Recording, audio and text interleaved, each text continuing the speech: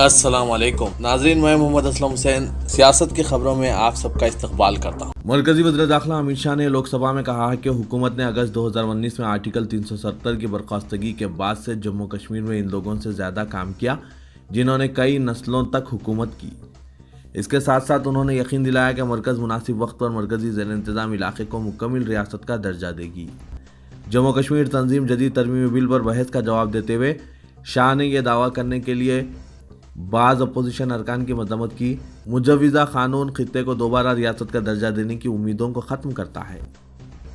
کلہم مسلم personal لا board ایک درخواست کے خلاف سپریم کورٹ سے رجوع ہوا جس میں ملک کے تمام شہریوں کے لیے دستور اور بین الاقوامی کنونشنز کے جذبے کے مطابق طلاق کی یکساں بنیادوں کے نفاذ کی خواہش کی گئی ہے۔ مسلم پرسنل لا بورڈ نے ایک ایڈوکیٹ اور B J P leader Ashwini Kumar Upadhyay کی جانب سے دائر کردہ درخواست کی مخالفت کی، جس میں اس بنیاد پر طلاق کے لیے یکساں بنیادوں کی خواہش کی گئی کہ پرسنل لا دستور کے آرٹیکل 14، 15، 21 اور 44 پر کھڑے نہیں اترتے۔ درخواست گزار نے یہ بھی کہا کہ دستور کے آرٹیکل 13 میں رسم و رواج کا جو حوالہ دیا گیا ہے اس میں کسی مذہب کے پرسنل لا کا احاطہ نہیں کیا گیا ہے۔ درخواست میں اپادھیائے کی جانب سے دائر کردہ عرضی کی مخالفت کی گئی اور اس معاملے میں بورڈ ایک فریق بن گیا۔ لوک سبھا میں مطالبہ کیا گیا کہ پیٹرولیم اشیاء کو اشیاء اور خدمات ٹیکس یعنی جی ایس ٹی کے دائرے میں لایا جانا چاہیے تاکہ عوام کو آسمان چھوتی قیمتوں سے راحت مل سکے۔ بی جے پی رکن اپاور نے وقفے صفر میں کہا کہ ملک میں پیٹرول اور ڈیزل کی قیمتیں آسمان کو چھو رہی ہے۔ بین الاقوامی بازار میں جب خام تیل کی قیمت $110 فی بیرل تھی تو اس وقت بھی ملک میں پیٹرول 65 روپے کی قیمت پر فروخت ہوتا تھا، لیکن آج بین الاقوامی بازار میں قیمتیں بہت کم ہیں، لیکن آج ملک میں پیٹرول اور ڈیزل کی قیمت 90 روپے سے زیادہ اور کہیں کہیں 100 روپے تک پہنچ گئے ہیں، جس سے عام آدمی کی زندگی مشکل ہو گئی ہے۔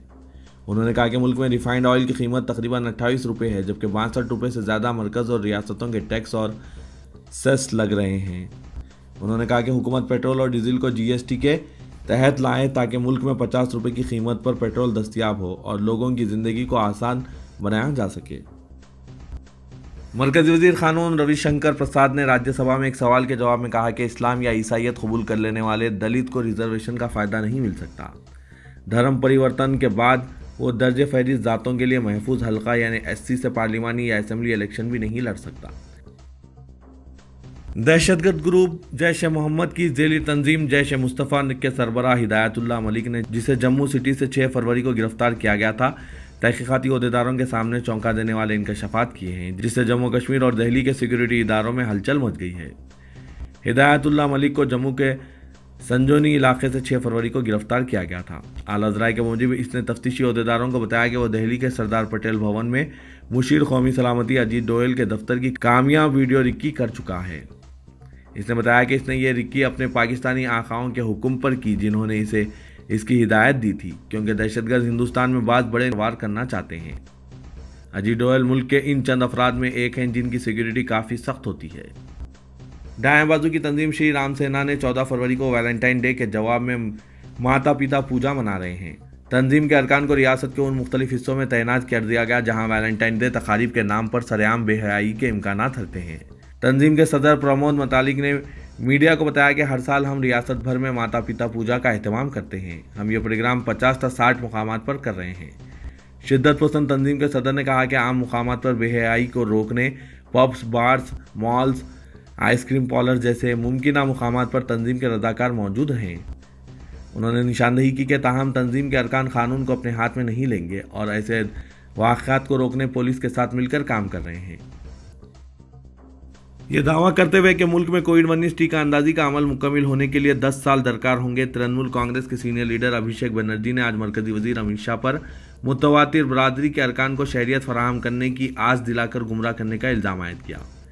شاہ نے شہریت ترمیمی قانون کی مخالفت کے لیے ممتا بنرجی حکومت کو مغربی بنگال میں ایک عوامی جلسے کے دوران تنقید کا نشانہ بنایا تھا اور اعلان کیا کہ کورونا وائرس ٹیکہ اندازی پروگرام کی تکمیل پر متنازع شہریت ترمیمی قانون کو نافذ کیا جائے گا۔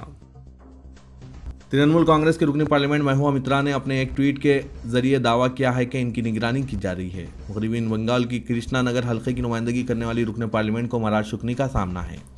انہوں نے دہلی پولیس کمشنر کو مکتوب روانہ کرتے ہوئے ان کے گھر کے باہر تعینات سیکورٹی عملے کو ہٹانے کی درخواست کی ہے۔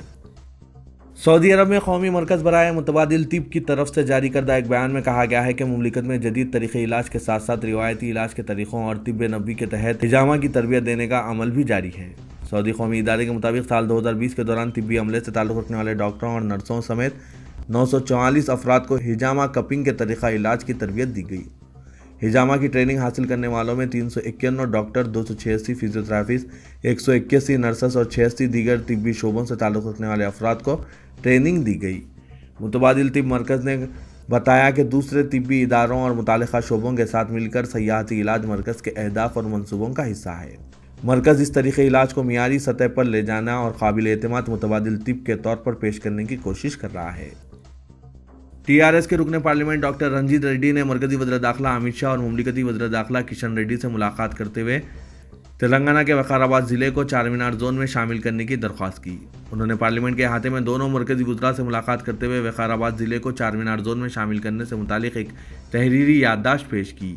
انہوں نے مرکزی وزراء کو بتایا کہ تلنگانہ حکومت نے عوام کی سہولت اور بہتر حکمرانی کے لیے مزید 2 اضلاع ملگ اور نارائن پیٹ کو تشکیل دیا ہے۔ فی الوقت جوگلامبا زون 7 کے تحت آنے والے وقار ضلع کو چار مینار زون 6 میں شامل کرنے کا ریاستی حکومت نے فیصلہ کیا ہے۔ اس سلسلے میں ریاستی حکومت نے صدر جمہوریہ کی منظوری کے لیے تجاویز کو مرکزی وزیر داخلہ کو روانہ کیا ہے۔ رکن پارلیمنٹ رنجیت ریڈی نے امت شاہ سے درخواست کی کہ وہ ریاستی حکومت کی درخواست کی فوری یکسوئی کرتے ہوئے متعلقہ فائل کو صدر جمہوریہ کی منظوری کے لیے روانہ کریں۔ Governor Telangana doctor T Soundara Rajan نے واضح کر دیا ہے کہ وہ بحیثیت گورنر کوئی سیاست کرنا نہیں چاہتی، وہیں دوسری طرف وہ عوامی مسائل پر حکومت سے کوئی سمجھوتا نہیں کرے گی، حکومت سے کوئی تنازع نہیں رکھیں گی، تعمیری انداز میں اپنی دستوری ذمہ داری نبھائیں گی۔ چیف منسٹر سے ان کے تعلقات اصولوں کی بنیاد پر رہیں گے، وہ نہ حکومت کی حامی ہیں نہ مخالف، عوامی مسائل کی یکسوئی کے لیے کام کریں گی۔ انہوں نے کہا کہ سیاسی قائدین گورنر بن سکتے ہیں، مگر میری اپنی انفرادی رائے یہ ہے کہ وہ سیاست نہ کریں، عوام اور حکومت ساتھ ہی مرکزی و ریاستی حکومتوں کے درمیان وہ پل کا کام کریں گی۔ بحیثیت گورنر 1 سال کی میعاد مکمل ہونے پر میڈیا سے بات چیت کرتے ہوئے 1 سال کے دوران اپنے کیے گئے کاموں پر روشنی ڈالی۔ تلنگانہ پردیش کانگریس کمیٹی کے ورکنگ پریزیڈنٹ و رکن پارلیمنٹ ریونت ریڈی نے وزیر اعظم نریندر مودی پر سیاہ زرعی قوانین کے ذریعے ملک کے 80 کروڑ کسانوں کارپوریٹ اداروں کا غلام بنانے کی کوشش کرنے کا الزام عائد کیا۔ اپنی پدیاترا کے دوران ریونت ریڈی نے آمنگل میں پریس کانفرنس سے خطاب کرتے ہوئے کہا کہ غریب عوام اور کسانوں میں اراضی تقسیم کرنے کا کانگریس کو اعزاز حاصل ہے، لیکن وزیر اعظم اپنے صنعتی دوستوں اڈانی اور امبانی کو فائدہ پہنچانے کسانوں کو اپنی اراضیات سے بے دخل کرنے کی کوشش کر رہے ہیں۔ ریونت ریڈی نے کہا کہ ان مخالف کسان قوانین پر عمل سے فصلوں کو خریدنے والے مراکز نہیں رہیں گے، فصلوں کو اقل ترین قیمت وصول نہیں ہوگی، مارکیٹس نہیں رہیں گے اور ساتھ ہی نقصان ہونے پر عدالت سے رجوع ہونے کی گنجائش نہیں رہے گی، اور یہاں تک راشن شاپس بھی برخاست کر دیے جائیں گے۔ انہوں نے کہا کہ مشکلات پیش آئیں اور نقصانات بھی ہوں تو کسان زراعت کرتے ہیں، تجارت ہرگز نہیں کرتے۔ سخت محنت و مشقت سے تیار کی جانے والی فصلوں کو اقل ترین قیمت فراہم کرنے کی کانگریس نے قانون سازی کی ہے۔ تاریخی مکہ مسجد کے مرمتی اور تزئینوں کے کام بہت سست رفتاری کے ساتھ ہو رہے ہیں۔ ریاست کے محکمہ آثار قدیمہ کے آؤٹ سورسرز ملازمین کی نگرانی میں ہو رہے ہیں۔ اس کام کے اس سال ماہ رمضان المبارک سے پہلے مکمل ہونے کے بارے میں بتانے سے متعلقہ عہدیدار قاصر ہیں۔ شہر کی اس تاریخی مسجد کے مصلیوں کے مطابق رمضان سے قبل اس کے کام مکمل ہو جانے کا دعویٰ کرنے والے بشمول ریاستی حکومت، مشیر اقلیتی امور اور عوامی نمائندے محض زبانی باتیں کر رہے ہیں۔ ایک عہدیدار نے شناخت ظاہر نہ کرنے کی شرط کے ساتھ کہا کہ مکہ مسجد کے اصل حال میں تمام 16 گنبدوں کی مرمت کرنے کی ضرورت ہے۔ ان میں سابق کانٹریکٹر نے صرف 6 گنبدوں کی مرمتی کام مکمل کیے تھے۔ موجودہ کانٹریکٹر کی جانب سے اب 3 گنبدوں کی مرمت اور ان کی تزئینوں کا کام انجام دیا جا رہا ہے۔ باقی 7 کے لیے کم از کم 3 تا 4 مہینے درکار ہوں گے۔ صورتحال کو سمجھ سکتے ہیں، رمضان سے قبل اس کا مکمل ہونا ناممکن ہے۔ رکن پارلیمنٹ حیدرآباد و صدر کل ہند مجلس اتحاد المسلمین اسدالدین اویسی نے لوک سبھا میں جموں کشمیر کے تنظیم جدید ترمیمی بل 2021 کی مخالفت کی۔ جموں کشمیر بل پر مباحث میں حصہ لیتے ہوئے اویسی نے حکومت سے سوال کیا کہ کیا مرکزی حکومت کشمیر کی ریاست کو بحال کرے گی۔ انہوں نے کہا کہ وہ جموں کشمیر کے تنظیم جدید ترمیمی بل کی مخالفت میں اس لیے کھڑے ہیں کیونکہ ان کی پارٹی کا یہ مستقل موقف ہے کہ حکومت نے دفعہ 370 کو غیر دستوری طریقے سے اپنی اکثریت کی بنیاد پر اسے ختم کر دیا۔ اسی وقت انہوں نے کہا تھا کہ یہ دستور کی صریح خلاف ورزی ہے، ان کا یہ موقف ہمیشہ قائم رہے گا۔ اویسی نے کہا کہ وہ جموں کشمیر تنظیم جدید ترمیمی بل کی مخالفت اس لیے بھی کر رہے ہیں کیونکہ وزیر داخلہ نے پارلیمنٹ میں کہا تھا کہ کشمیر ریاست کو بحال کیا جائے گا۔ حکومت آج اس وعدے سے منحرف ہو رہی ہے۔ صدر بی جے پی تلنگانہ بھی سنجے کمار نے کہا کہ تلنگانہ میں KCR کی قیادت میں آمرانہ حکومت جاری ہے کہ چندرشیکھر راؤ چیف منسٹر مغربی بنگال ممتا بنرجی کے نقش قدم پر چل رہے ہیں۔ بنڈی سنجے نے کہا کہ خاص کر BJP کارکنوں کو نشانہ بنایا جا رہا ہے۔ संजय कुमार ने कहा कि बीजेपी को पुलिस से कोई दुश्मनी नहीं है। बीजेपी अवाम को दरपेश मसाइल के हल के लिए जद्दोजहद कर रही है। जिला सूर्यापेट के गुर्रमपाडू टांडा के वाक़यात पर तबसरा करते हुए वंडी संजय ने कहा कि कबायलियों की अराजियात पर कब्जों में चीफ मिनिस्टर के चंद्रशेखर राव के अफराद खानदान का हाथ है। उन्होंने जीएचएमसी मेयर और डिप्टी मेयर के इंतखाब के दौरान टीआरएस और एमआईएम के दरमियान साजबाज को सियासी खोबागिरी से ताबीर किया।